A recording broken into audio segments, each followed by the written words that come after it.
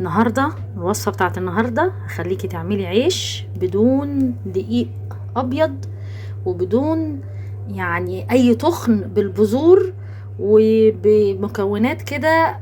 هتفوجئي من الطعم وهتفوجئي من الجمال. هيعجبك جدا جدا وصحي وحلو جدا ومليان فوائد اوميجا 3 بذر كتان، وممكن تضيفي البذور اللي انت عايزاها، وحلوه قوي قوي قوي قوي قوي. تعالي شوفي الفيديو معايا وتنسيش تعملي لايك وتصلي على النبي الاول، ويلا بينا. يا مساء الورد والياسمين عليكم يا حلوين، يا رب كلكم تكونوا بخير. النهارده هنعمل مع بعض عيش من غير دقيق خالص، عيش من غير دقيق للناس بقى اللي عايزه تخس. عيش صحي، عيش حلو كده جميل، حاجه كده حلوه قوي، مكون من بيضه ونص خرطه او اكتر من نص خرطه بحاجه بسيطه جبنه قريش. هنعمل فيها ايه؟ هتجيبي الكبه بتاعتك او الخلاط، بس يعني دي او دي اي حاجه، وهنحط البيضه. هي بيضه واحده عشان الكميه صغيره، عشان ما تقوليش ايه، عشان في ناس ممكن تتضايق من البيض. وهتحطي الجبنه القريش، تمام، وهتحطي رشه ملح، رشه صغيره، تمام. وهحط حبه لبن صغننين عشان بس ايه، الخلاط يمشي معايا او الكبه تمشي معايا. وهبدا ان انا اضرب الخليط ده كده في بعضه، عشان بصي قوام هنا انا عايزاه يدوب سنه، كمان سنه، يعني عايزاه سائل شويه عشان هعمله العيش على الايه، الطاسه من فوق. مش هزعجك تاني بقى، اهو ده القوام اللي انا عايزاه، يبقى زي الكريمي شويه. هفضيه هنا، خلاص حطيته اهو، بس برضو انا عايزاه يبقى سائل شويه، فهبدا ان انا احط عليه حبه ميه. عايزه تحطي لبن حطي، بس انا عايزاه عارفه عامل زي الكريب كده، فهضيف له حبه حبه علشان انا هعمل على الطاسه من فوق، تمام. اضيف له كده حبه ميه صغنطاطين، وافضل الف كده بعد ما اتضرب في الخلاط. عشان ايه؟ انا الخلاط او الكبه هدفها انها تخلط العيش كله مع بعضه.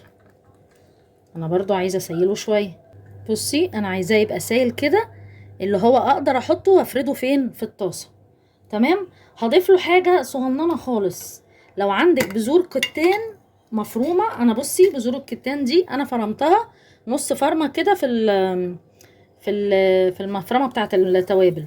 حطي حبه كده، بس لو عندك قشور سيليوم يبقى يعني ده احلى حاجه.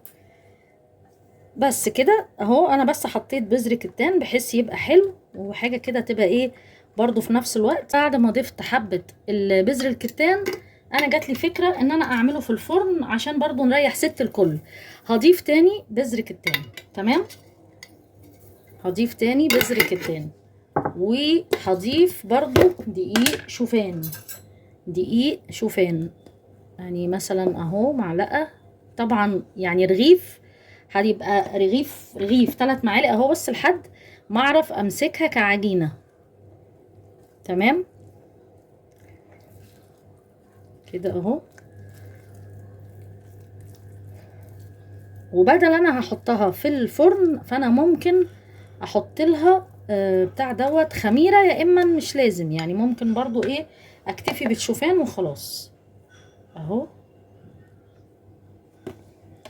تمام. وهخليه كده، بصوا عجينه لزجه ازاي، هخليها بالشكل ده.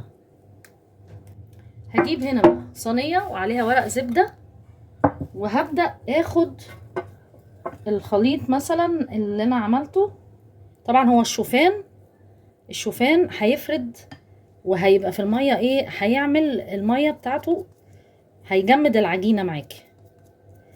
انا عايزاها كده ملزقه، اللي خلي بالك، ها، ايوه. هبدا ان انا احطها كده زي كانك بتعملي قرص بالظبط، بس قرص صحيه اهي. انا برضو مش هحط، يعني هحط حاجه بسيطه زيت اهو، عشان برضو ايه من اللي انا حطاه في الصينيه عشان يفرد معايا.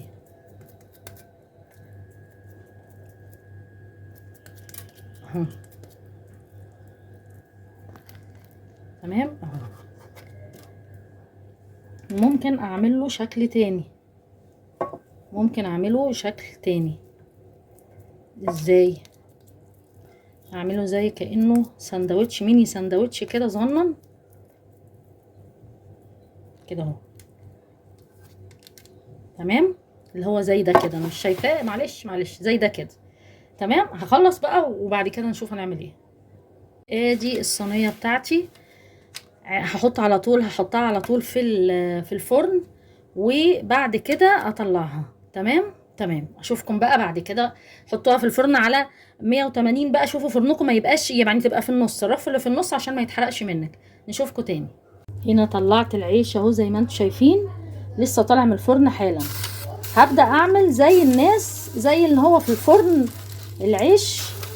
هحط حبة مية عليه كده، لو عندك بخاخة يبقى احسن. انا عندي بخاخة على فكرة بس مكسرة اطلعها. تمام، وهنعمل ايه بعد كده؟ هغطي العيش كده، عشان ايه؟ يعمل البخار المية البسيط ده يطرى معايا ويبقى حلو. ادي يا ست الكل العيش، بصي الجمال. طبعا حته الميه اللي بتحطيها دي بتبقى حلوه في انك حبه الميه اللي بتحطيهم بتبقى حلوه في ان هي بتخلي العيش طري. بصي هنا عامل ازاي، تعالي بقى نشوفه عامل ازاي من جوه. تعالي بقى كده افتحه من هنا كده اهو، بسم الله.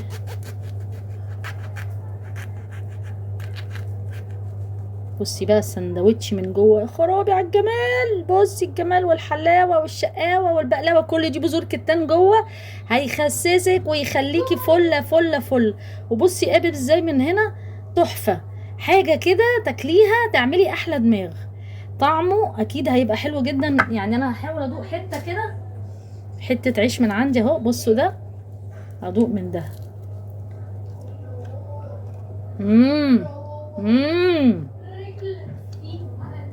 بصي من جوه عامل ازاي.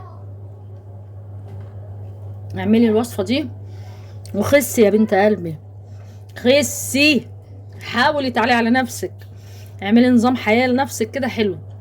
يعني انا دلوقتي بحمر بطاطس، بس مش بحمرها على بوتاجاز من فوق، بحمرها من تحت في الفرن. استنى اوريكي شكلها.